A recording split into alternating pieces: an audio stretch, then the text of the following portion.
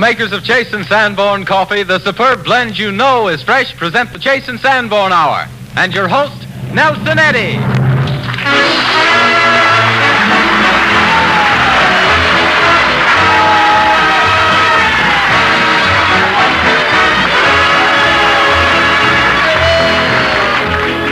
With quarterback Don Amici still on vacation, this is Nelson Eddy calling the signals for another Chase and Sanborn Hour.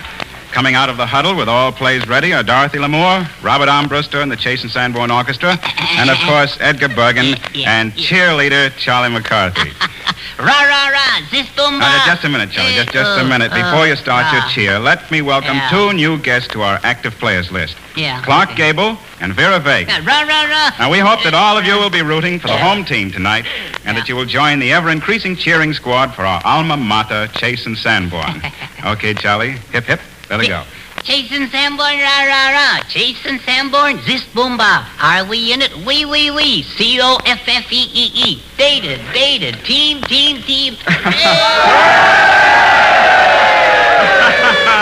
That's the spirit, Charlie. And with band leader Armbruster ready to start the kickoff, I'll take over the singing section with a touchdown song from Apple Blossoms. Little girls, goodbye.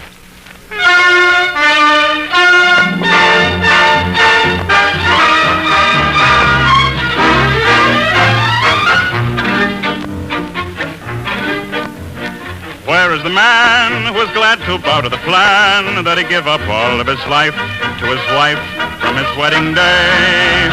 Why should he try when he can't forget with a sigh all his old loves? Ask any man for the truth and he will say, I love the girls just the same. And being wed cannot kill the flame.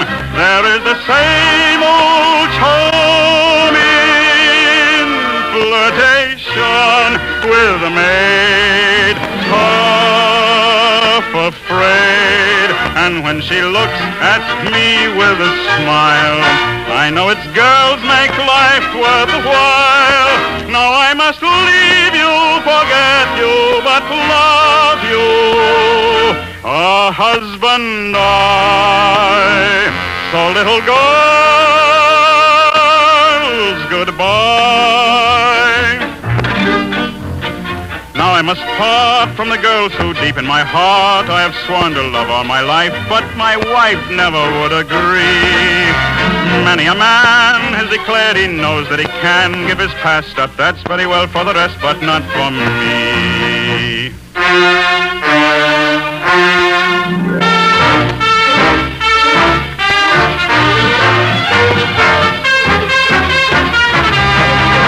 There is the same old charming flirtation with a maid, half afraid. And when she looks at me with a smile, I know it's girls make life worth a while. Now I must leave you, forget you, but love you. So dearest girls,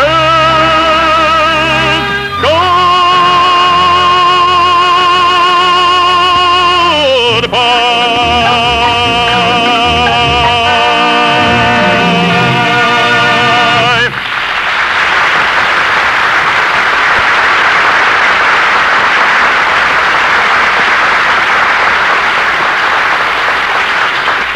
The serious sages tell us that one should never mix business with pleasure.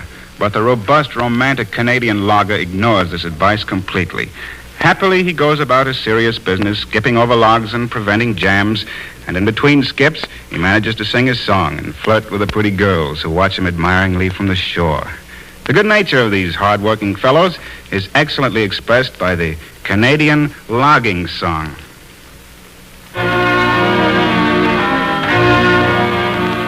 Down the rivage we float, the logs, they make it a grand boat. On the logs we leap and laugh as safe upon the logs as on a raft.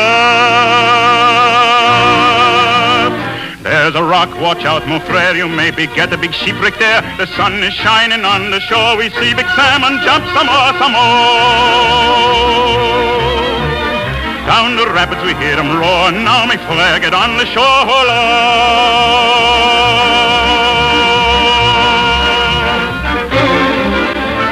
See the logs, they make stampede like the cows and none to lead. With logging pole we have to leap to coax them out from log jam deep. A log jam is so hard to coax. There's a crowd of tricky women folks. The river bends, we get a view of Petite Ville, les filles et tout. We wave and they smile, we know, all right, we'll see them again at the dance tonight. Hola, hola, to those black eyes, we promise to be true. We dance the whole night through. Down the rivage we float the logs. She make it a ground a boat. On the logs we leap and laugh, as safe upon the logs as on a raft. Hola, hola, hola, hola.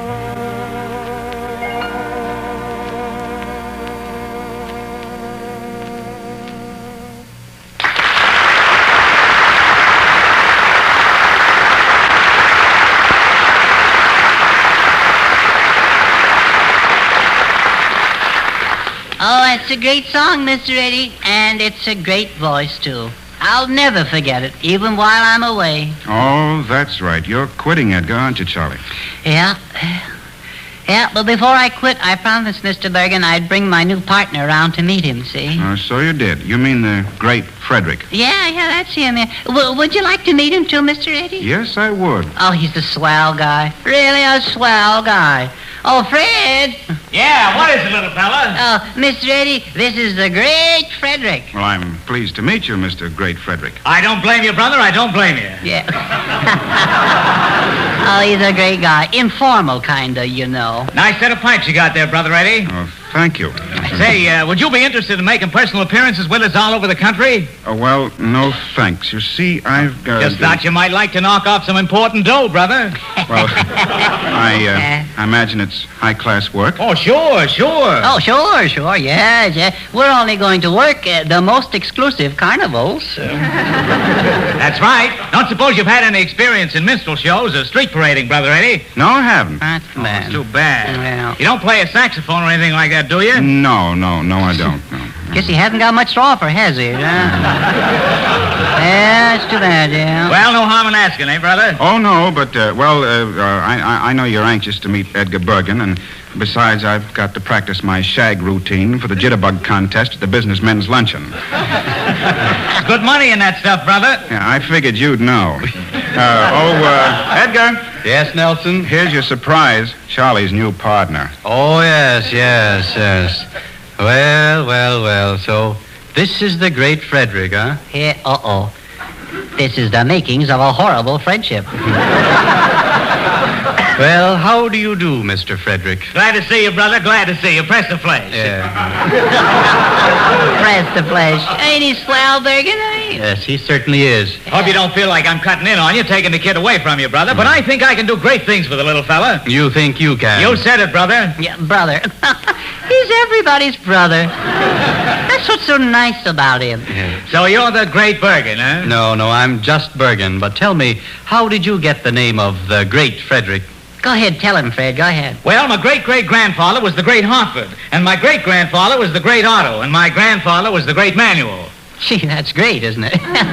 Weren't any of them even mediocre? No, sirree, little fella. They were all great. That's what I like. He's frank. Yes, though frank is not quite the word I'd use.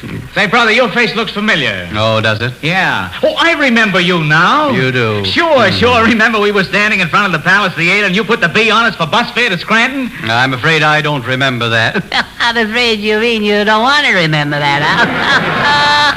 Well, forget it, brother. I'll keep it scarce. Yes, well, come to think of it, Mr. Frederick, I recall reading something about you in the trade papers only a couple of weeks ago. Well, it's awful hard to keep out of print, you know. Yes, I know how you try, too. Well, it was something about the audience, how they booed you off the stage and you were canceled after the first show. Where was this? About 6 weeks ago in Chicago. That's a lie. Oh, it is, huh? Yeah, it was 10 weeks ago in Oskaloosa. I see. Well, how did you feel about that Oskaloosa incident? Didn't make a bit of difference, not a bit of difference.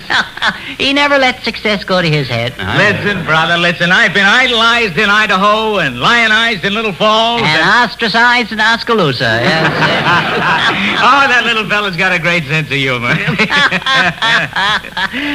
We're going to have a lot of laughs. We certainly are. He's a great guy, Bergen. Really, he's a great guy. And a great ventriloquist, too. Oh, thanks, little fella, thanks. I say, Bergen, how far can you throw your voice? Oh, I imagine about half a block. Half a block? I can sneeze further than that.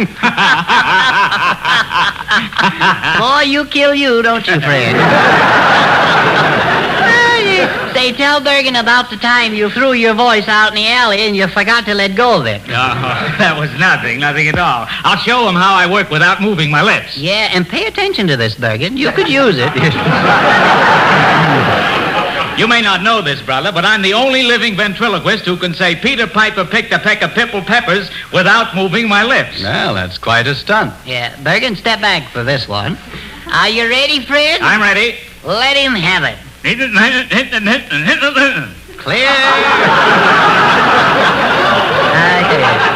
Clear as a bell. Yeah. What did he say? I don't know. That's remarkable. And ventriloquism ain't the only thing he does, Bergen. Yes, I know. He's a magician, a fire eater, and a notary public. By the way, brother, would you be interested in a used car? No, I wouldn't. Thought I'd ask. No harm in asking. Say, how about some snake oil for rheumatism? No, thanks. I don't have rheumatism. Oh, you don't have rheumatism, huh? Yeah. Well, brother, I sell hair tonic, too. Talk yourself out of that one, Bergen. He's full of wisecracks. He's a great guy, really a great guy. Well, little fella, I'm going down to my room. Call up our booking agent. You want to come along? No, thanks. I got to stay here and say goodbye to the gang. And besides, I got to make, have a few words with Mr. Gable, too. Okay, well, so long, brother. Yeah. Yes, so long, and don't call me brother. Okay, brother. See you later, little fella. Yeah, and don't call me a little feller either. Say, Bergen, you should hear the act we whipped up for our first date at Elkinsville. Yes, well, really, Charlie, do you still feel that this man holds the key to your future success? Yes, sirree, Bergen, and you can't talk me out of this either. All right. No, sir. There's real money in this. I see. Folding money. Yeah. Does a fella good, It does him good to rough it a little, and the experience with the great Frederick will, well, it'll do me good. Yes. I'm sure he'll do you good. Yeah? Yes, and your experience will do you plenty good. I don't like the way you said that. I got a notion not to go just to spite you. Well, I'm afraid it's a little too late for that now, Charlie. Why? Well, because I've arranged to have another little boy take your place. You have? Yes. Who's the victim this time? A little boy from Iowa. You might remember him, Charlie. He worked with us in our last picture. You don't mean that... Yes. Oh, you couldn't. Yes, I do. You mean Mortimer Snerd? That's right. Oh. Yeah. That fugitive from a butter churn? Yeah. No. Yes, Mortimer's a very loyal and a fine little chap. Ho, ho, ho. And he wants to work with me. And for nothing. For nothing. Do you get that, Charlie? I've been getting it for years. Well, anyway, that's what Mortimer says. Yeah, talk is cheap, yeah. So you're going to carry on with Mortimer, eh, Bergen? Yes, I am. Don't you think it'll be good? Yeah, I guess so. Say, Mr. Bergen. Yes, Charlie. Is there an old people's home for unemployed ventriloquists? Don't worry about me, little feller. Okay, brother. Yeah.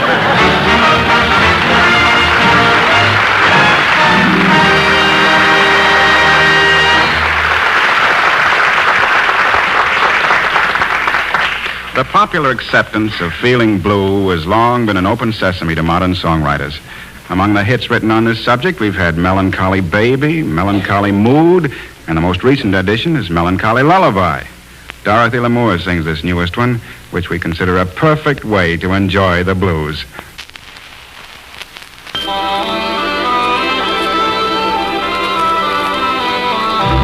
La da da da da da da da.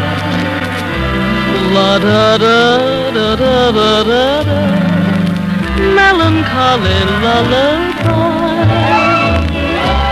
coming from a troubled sky, winging through the clinging vine, right into this heart of mine.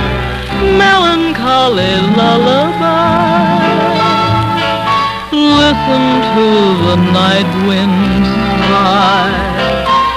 How can I expect to sleep when I lay me down to weep? Your love has cooled from flame to ice, and I've been fooled into a fool's paradise.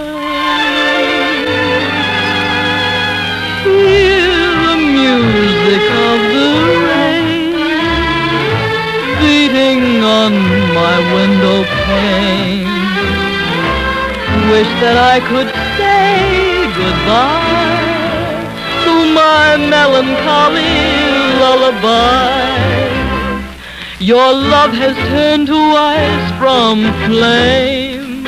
I know my love is not to blame, and I've been fooled into a fool's paradise.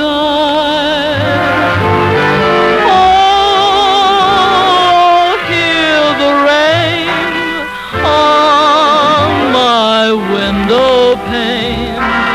Wish that I could say goodbye to my melancholy lullaby, to my melancholy lullaby.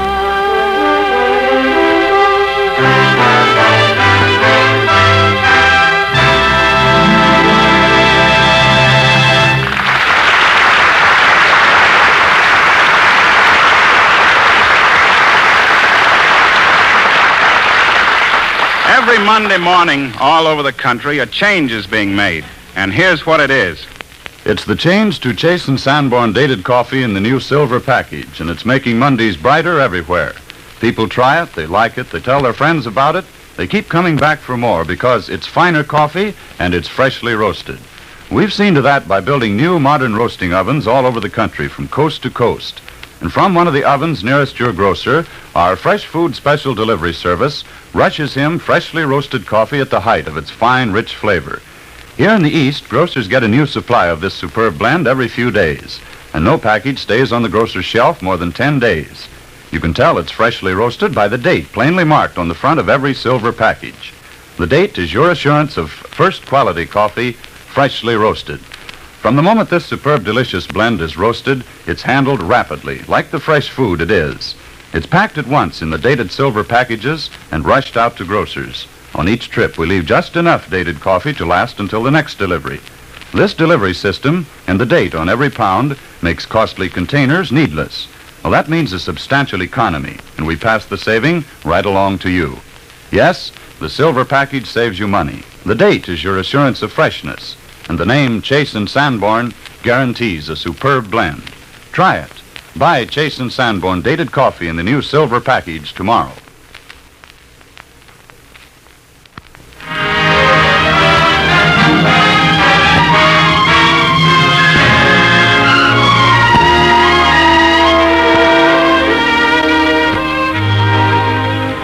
An all-around good fellow and an all-around good actor is our special guest tonight, Clark Gable.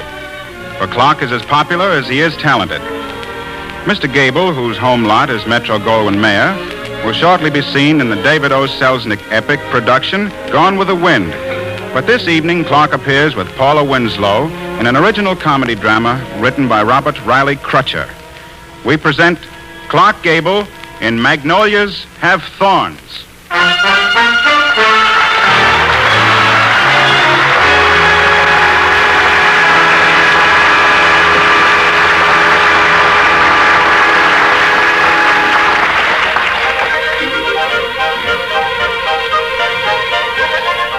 The scene, the lobby of a large hotel in New York. Roger Woods, a very worried-looking gentleman, rushes toward the desk. There is a reason for Mr. Woods' anxiety. He's a talent agent.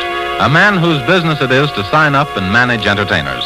And right now, there's a very important signature he wants on one of his contracts.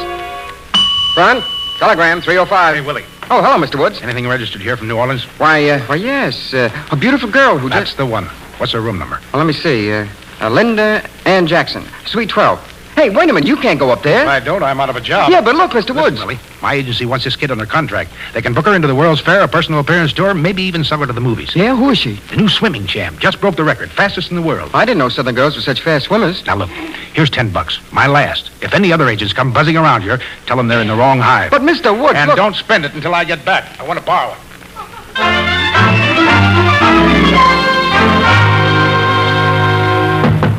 Yes? Linda Ann Jackson. Well- The scent of sweet magnolia blossoms. I'm afraid- How welcome you are to this squalid metropolis, this temple of steel and rivets. Like a breath of fresh air. You paint visions of azaleas and sweet potato vines, camellia buds, and lacy Spanish moss drooping down upon drooping down. Who are you?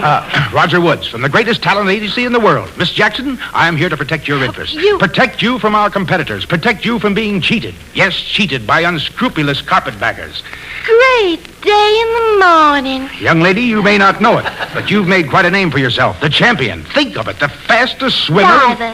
Huh? I'm a diver. The fastest diver in the world.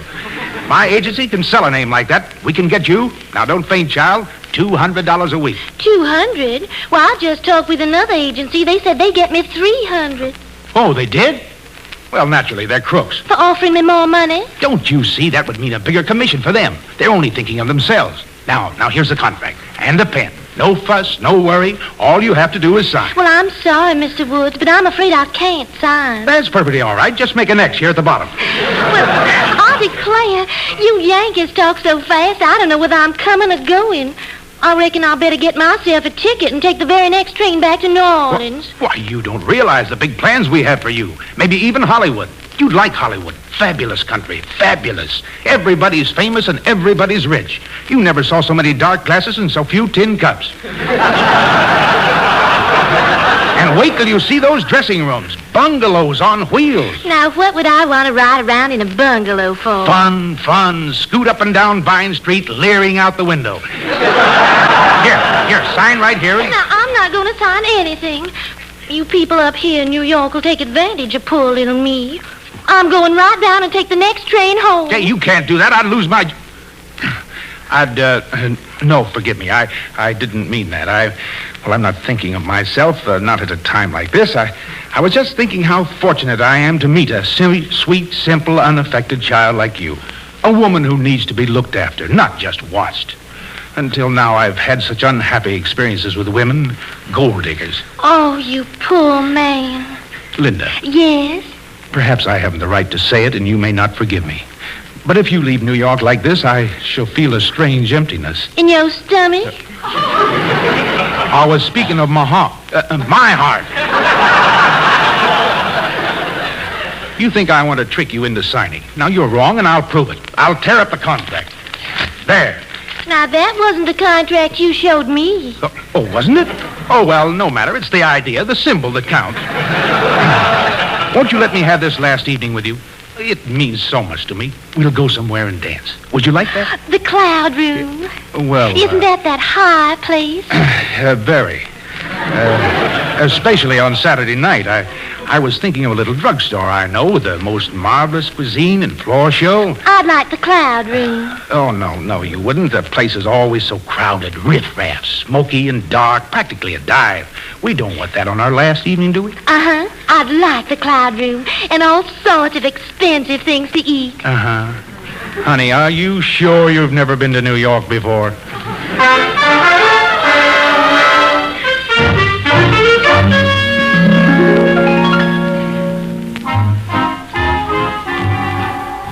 Would you care to order now? Yes, we'll have... Caviar. Domestic. Yes, domestic Volga Romanov. Very good, madame. Good. She's a darn sight better than I thought. Oh, just imagine little old me sitting up on top of the world like this, ordering anything my heart desires. What are you going to have? An ashtray. I'll just sit here and burn.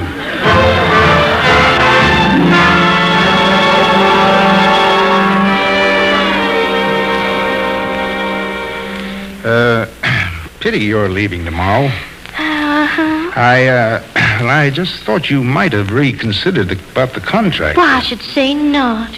No? Have some more caviar. All right, I will. Oh, my, you're so sweet to me. I could just eat you up. Yes. Well, I'm about the only thing you've missed.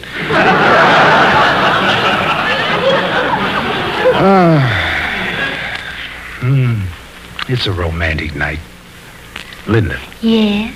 Come over here. No, stand over here. At the edge. Look down over the city. The vast panoramic spectacle of light. Linda, what do you see? Goona Goona at the Rialto. No, Linda. Millions and millions of tiny blinking lights. Forget for a moment they are the prosaic conveniences of those little people below. Let the mood of the moment, the mood of the magic scene beneath steal over you like the sweet remembrance of an old romance. It reminds me of New Orleans. The gentle breeze that kisses your lips. No, the fish from the ocean. The fish from the... Maybe I'm out of practice. I never was good, but I didn't think I was that bad. You know, those lights are kind of romantic. Do you No, you don't catch me on that one again. The pink ones and the blue ones. And the fish. Oh, my.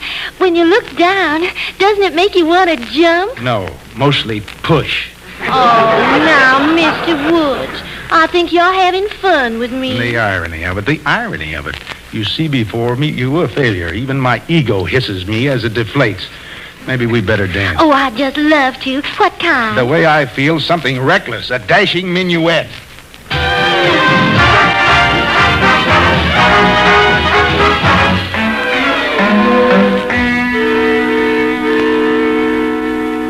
Oh, poor Mr. Woods. You're limping. Yes, don't give it another thought. Oh, my, I just love jitterbugging. And you know, you're real good at it, too. Self-defense. Oh, well, now, you've probably been thrown off of better floors. Off of, yes, but not down on. Here's our table. Well, maybe you'd better take me back to the hotel now. No, not yet. You see, I'm not used to this kind of nightlife. Down home, the boys take me home early. I know exactly how they feel. They're worn out. And besides, I have to catch that train in the morning. You mean you're still determined to... After all I told you? Now, perhaps I wasn't clear enough. Darling. Yes. You're so... Yes. When I'm with you, Yes. There's no use. I haven't the strength. Goodbye. Oh, no, don't go. Tell me some more love talk. I have laryngitis. Oh, my, what a shame. Just when I was thinking you're the nicest man. Just when I was thinking maybe I ought to sign that contract. What? You mean you're... Hey, wait a minute. Here it is. Pen, where's a pen? Here. There you are. Yeah, now let me get it in my pocket.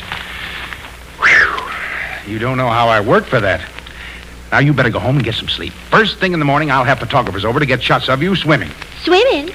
Yes, you aren't afraid of the water. Well, yes, I am. That's good. And don't forget to pin your medals on. What medals? Well, honey, use your head. The medals for swimming. But I can't swim. You can't swim.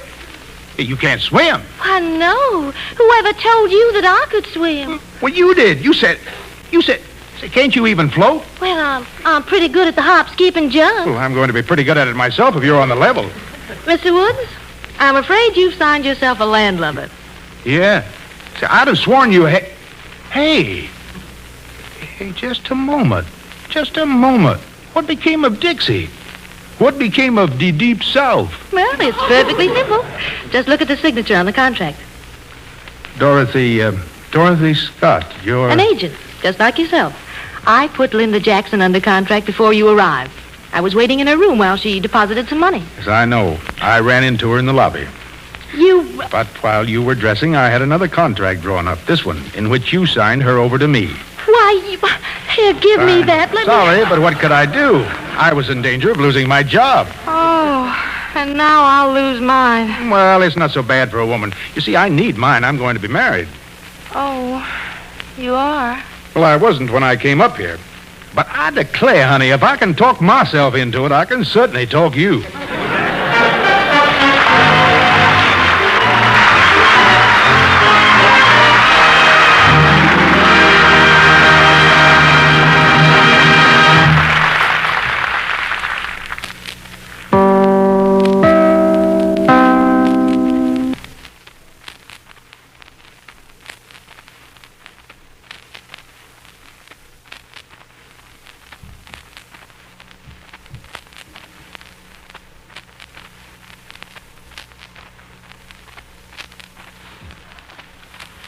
This is Nelson Eddy, and the Chase and Sanborn Hour continues with a jaunty piece of Gilbert and Sullivan Jabberwocky. My name is John Wellington Wells. Oh, really? I always thought it was Nelson Eddy. So did I, Dorothy, but with Gilbert and Sullivan's song to back me up, I am John Wellington Wells, and I tell all about my sorcery. Your whatery? My sorcery. I'm a sorcerer. What's a sorcerer? A companion to a cup? No, my dear. A sorcerer is a man who goes around and puts little girls who ask too many questions under a magic spell, turns them into stardust, and presto changeo, they can't ask any more questions. You wouldn't mean that as a hint, would you? Wouldn't I? I guess you would. All right, John Nelson Wellington Wells Eddy, sing, you sorcerer.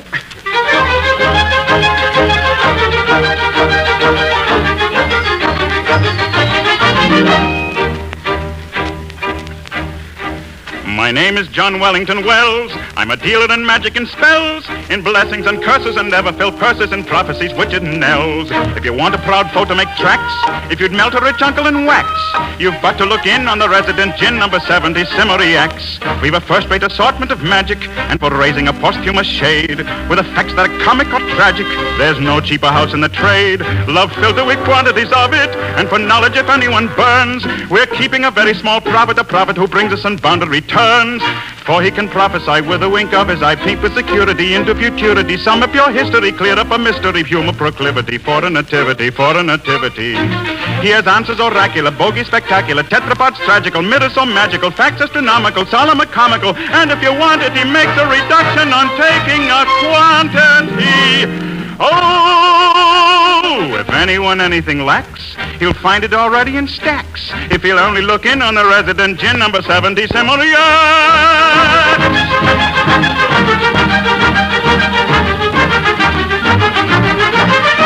He can raise you hosts of ghosts, and that without reflectors, and creepy things with wings, and gaunt and grisly specters. He can fill you crowds of shrouds, and horrify you vastly. He can rack your brains with chains, and gibberings grim and ghastly. Then if you plan it, he changes organity with an urbanity full of satanity, vexes humanity with an inanity fatal to vanity, driving your foes to the verge of insanity. Barring tautology, Indian onology, electrobiology, mystic nosology, spirit philology, high-class astrology, such is the knowledge, he isn't the man to require an apology. Oh, my name is John Wellington Wells. I'm a dealer in magic and spells, in blessings and curses, and ever fill purses and prophets and witches and knells. And if anyone anything lacks, he'll find it already in stacks, if he'll only look in on the resident gin, number 70, Simmery-X.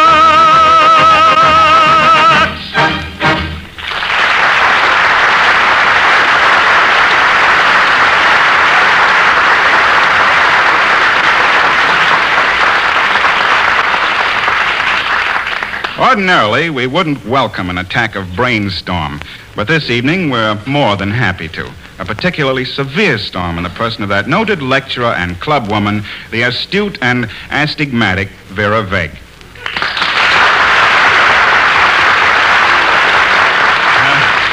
Good evening, Miss Veg. How are you? Oh, Mr. Eddy, I'm so glad to see you again. I've been listening to you and all the beautiful music on this program, and it's really breathtaking. I just love to watch you stand up there singing. It's so timely. So timely? Yes. The way your Adam's apple bobs up and down reminds me of Halloween. Please, Miss Veg. Now, as I remember it, you were planning to discuss music, not Adam's apples. Oh, yes, music. Oh, music, I love it all. Every bit of it. From opera to spirituals, from jazz to hymns. I just run the whole gammon. Oh, well, I see. Well, now, as a music lover, what is your favorite hymn? My favorite hymn? Clark Gable.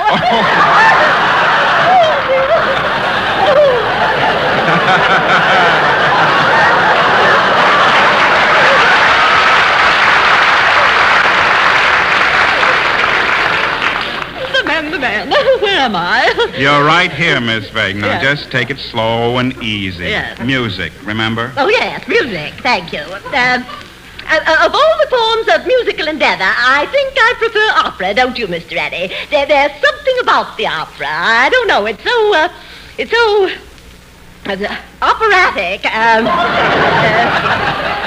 Who was it that wrote that beautiful thing, that sympathy in B minor, that opus business? Well, that opus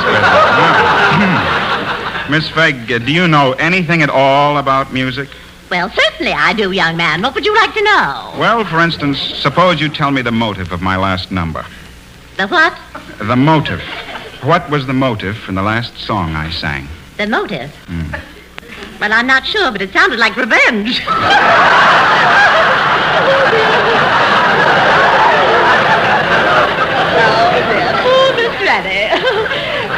Well, as I was saying, I am well acquainted with music. I believe I told you that I studied opera myself. Oh, yes? Where? Well, I studied in Italy. I used to sing with a small quartet. There were just two of us. That was way back in 1887. See, how much would that make me? 1915. My singing studio was just a stone's throw from the public square. But I had it moved out of range. You know, I'd be glad to give you a few pointers that I picked up in Italy, Mr. Eddy. I wonder if you'd mind running up and down the scale for me. Oh, now, Miss Veg, Oh, now, come on. Don't be bashful. Well, Go all ahead. right. What was that? I was just loosening up a little bit. Well, I'm glad you told me. I thought you were falling apart. Oh, dear, there's so much to learn in this singing business. Oh, did I hear you say that you were a singer, Miss Veg? You girls know each other, I take it, Miss Lamour, Miss Veg. Oh, how do you do? Yes, I am a singer, Miss Lamour. In fact, my whole family has musical talent. My cousin, for instance, was an excellent harpoonist.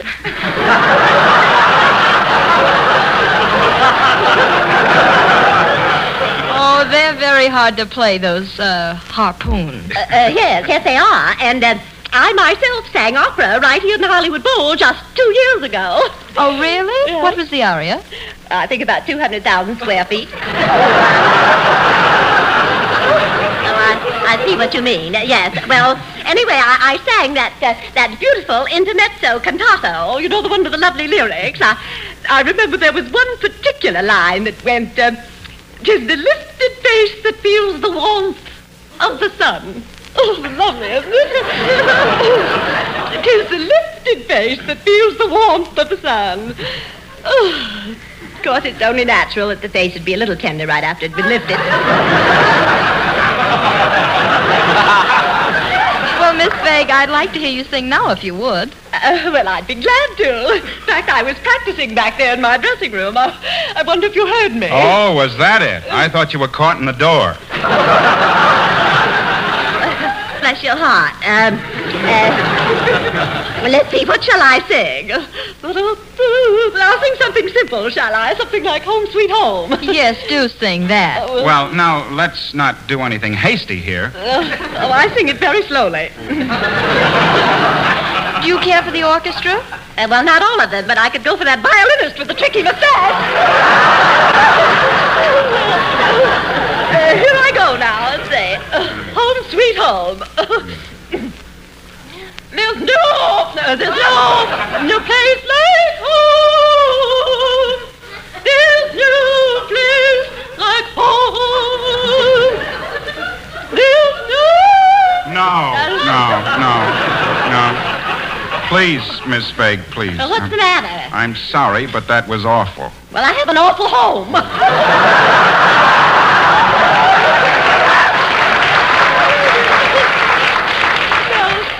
No, I was just fooling, Mr. Eddy. I really have a beautiful home, and I want both you and Miss Lamour to come over next Tuesday evening, and I'll really sing for you. Well, that's awfully nice, of course, but that is, Dottie and I are going to see Tristan and Isolde that night. Well, lovely. Bring them along with you. Thank you very much.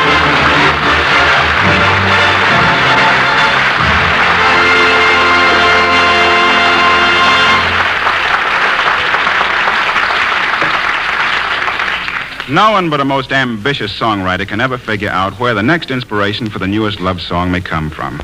Who would have thought that the old nursery rhyme, Three Blind Mice, would prove such inspiration? They've gone from 3 blind mice to 2 blind loves. As cute a musical trick as ever was turned. Sung by Dorothy Lamour. As cute a trick as ever sang it.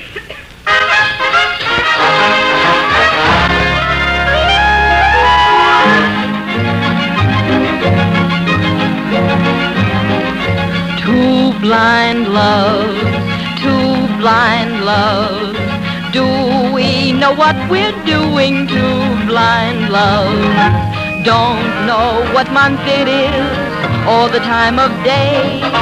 Don't know if we're in Brooklyn or in Mandalay. I only know the sun started to shine the day that I looked into your eyes and you looked into mine. 2 blind loves, babes in the woods. We've got it oh so bad, but isn't it good? We're on a bumpy road, it's true, but heaven is in view for 2 blind loves. Folks say we'll never find it, what we're out to find. They say the road is bumpy and that love is blind. Could be something in what they say, but we're on our way.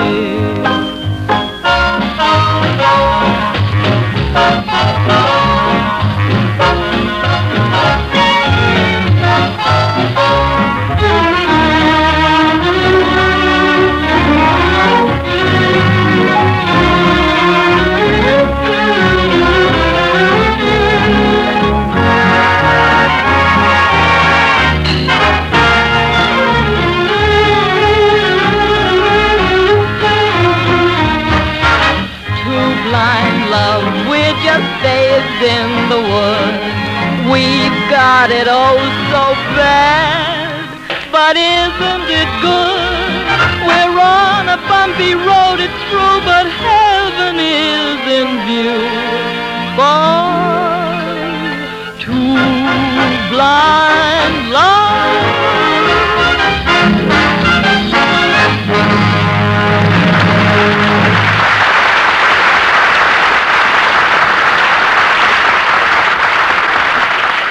Every little while we hear about new scientific methods for testing things we use in daily life.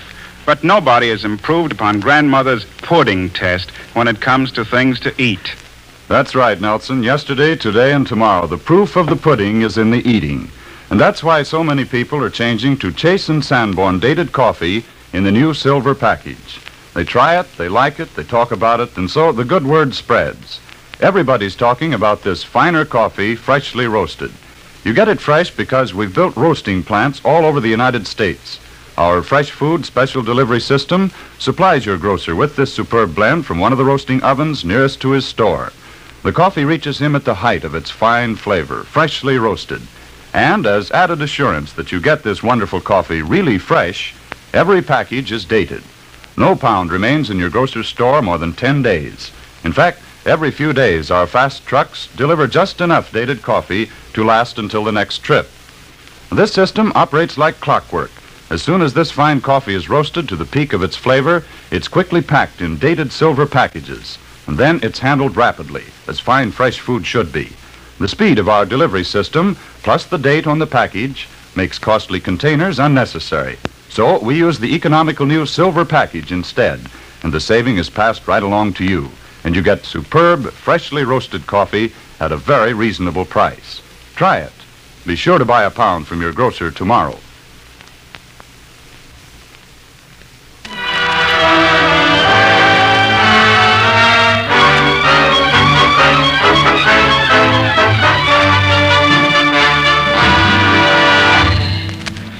Oh, hello, Mr. Gable. Hello, Jolly. Well, Goodbye, Mr. Gable.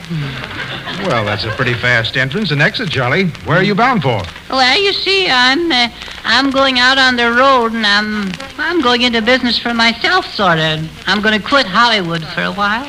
But what's going to become of all your girlfriends? No. You know, Hollywood is, it's settling down, Mr. Gable. Haven't you noticed that, sort of? Well, yes, I have noticed. Yeah, it's losing its sparkle, I don't know. Yeah, they're all getting hitched now. Yeah. See, all my old friends, the old flames are snuffed out, yeah. There's Andrea Leach and Barbara Stanwyck and Annabella. Gee, I don't know. I just feel like I'm sort of, kind of rounding away here now, just... well, that's very, very sad, Charlie. Yeah, but the one I missed most of all is Carol Lombard, see. Carol Lombard? Yeah. Yeah. Oh, you liked Carol. Yeah, oh, yeah, sure. But she was a great girl. A great girl. A little dizzy, but a nice... a very nice kid. Yes, so I've been told. Yeah. Now, I resent that attitude you took there. Well, she's married now, you know. Well, I heard something to that effect, yes. Yes, she is, yes, definitely, yes. Yeah, she was going to wait for me, too, you know. Yes, but she married, I don't know, some chump, I don't know. She did? Yeah, sure. It's strictly on the rebound, you understand.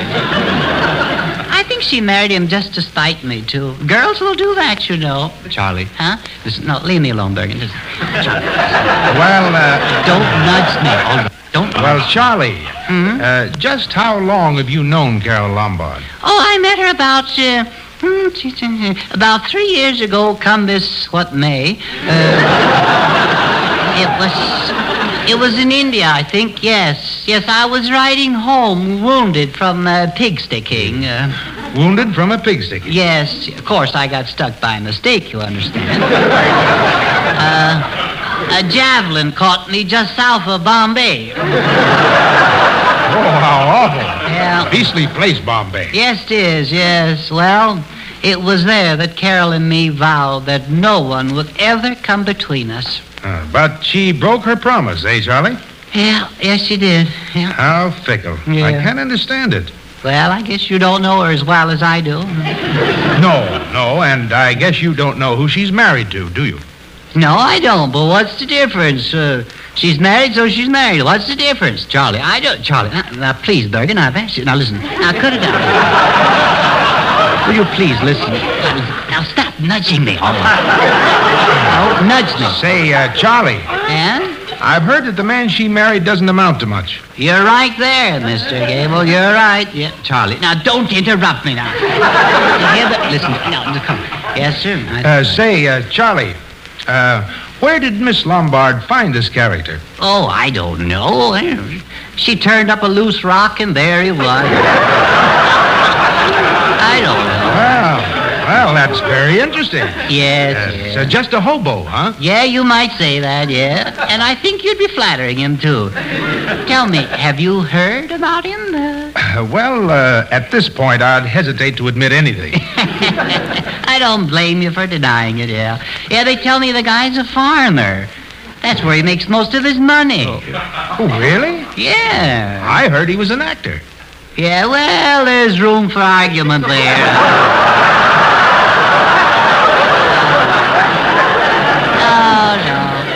He's a holdover from lantern slides. I wouldn't. Charlie, will you please listen to me? No, I won't. Now, stop it, Bergen. Now, you bother me. Listen. And don't nudge me, but if you'll only listen, I've asked you a dozen times. Yes. That's right, Bergen. Don't interrupt us. Yeah. Charlie and I are discussing the yokel that Lombard married. Yes, I realize that only too well. And I'd like to say, Charlie, that if you can't speak well of people, you shouldn't say anything. What are you trying to get at? Can we help it if the guy's a chump, eh, Gable? Well, I can't. No. Mr. Gable, did you ever see the guy? Not close up, no. Well, you should. You should, just for laughs, you should. Yes, I imagine I should. He must be very funny. Yes, yeah. Of course, I don't know. He may be really a nice fellow when you get to know him, you know? Oh, you're just prejudiced. Yeah, I guess you're right, yeah. Yeah, he knows from nothing. He's a San Fernando dirt farmer, yeah. You know how they farm out there, don't you? Alfalfa Al, the gentleman farmer, they call him. Oh, a gentleman farmer? Yeah. You mean one of those fellows who takes his hat off when he gets in a grain elevator? Yeah. Yeah, good guy. A poor girl. See, what do you say we get some popcorn and a gallon of cider and go out and cheer her up, huh? Yes, I'm in favor of that. Say, what other dirt do you know about this fellow, Charlie? Well, I wouldn't want this to get around, but confidentially, I've heard, Charlie, listen. Now, Will Bergen, will you please stop? I have heard Charlie, now listen, Bergen, that black and blue spot is worn out. Don't nudge me, that's all I ask. All right. I just want to tell you something, that's all. Yeah, well, all right, go ahead. All right, I'll whisper it to you. Oh, whisper. You and your high school secrets. Say it and go away. All right, I'll tell you then. Well, go ahead. Yes. I just wanted you to know that Carol Lombard's husband... Yes? ...is Clark Gable. All right, so what? Who? Clark Gable. You mean... Yes, I do. But, well, Bergen, why didn't you nudge me? Well, I tried to tell you. Yeah, sure. You didn't even know enough to keep my mouth shut. All right. Listen, Mr. Gale, I did. If you were, That's all right, Charlie. Yeah. I led you on. And just to prove that we're good friends, we'll still get that cider and go out to the ranch after the show. Will we? Sure. And I'll show you around the place. I want you to see my horses. Gee, that'll be swell. Yes, and I'll show you my guns, too. Oh, gee, your guns. Oh, your guns. Oh, you're still mad at me, huh? No. I mean my skeet guns. Oh. Do you like skeet shooting, Charlie? Yeah, yes, I do. Yes, I guess, yes. Wild skeets, you mean? Yes, wild ones. Oh, sure. Yes, they're in season now. Oh, good. Did you ever shoot any? Skeets, oh, yes, indeed, yes. Yes, I remember once I shot a mama skeet and 2 baby skeeters, one shot. Say, come to think of it, Charlie, I could use a bright boy like you out on my farm. Could you? Yes, I could. In my cornfield. What would I be? The head hidey-hoer? Oh, no. But you'd make a swell stand-in for my scarecrow. Yeah, wow, that does it. I knew the guy was still mad at me.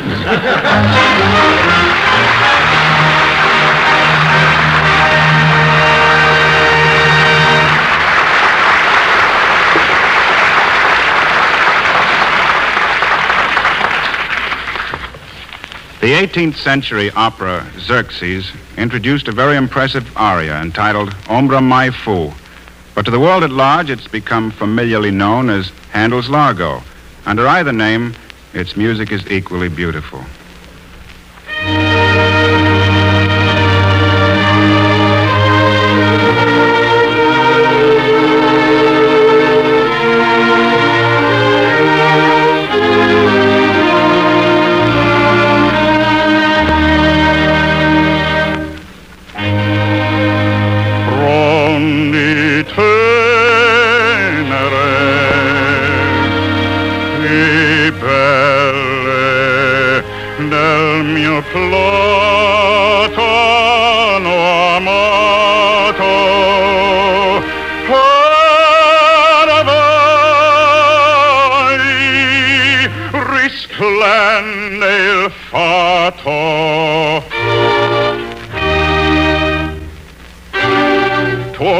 Lampi e procelle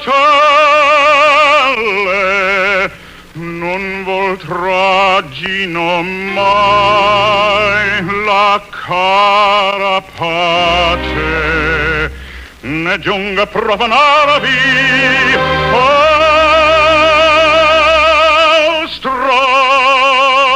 rapace.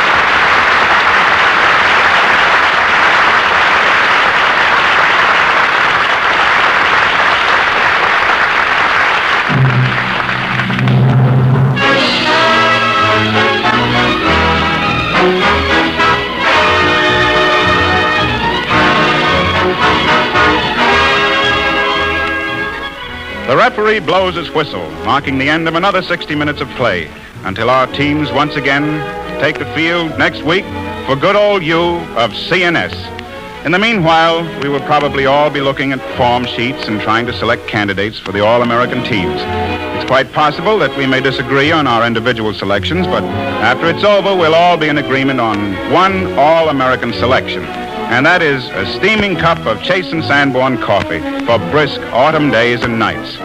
And it's good to know that you are with us on that selection, too. We'll all be back next week. Dorothy Lamour, Robert Armbruster and the Chase and Sanborn Orchestra, Edgar Bergen, and Mortimer Snerd. And despite all threats, somehow I have a hunch that somewhere lurking nearby will be Charlie McCarthy. Our special guests will be Jackie Cooper and Cliff Nazzaro. So until next Sunday, this is Nelson Eddy, looking forward.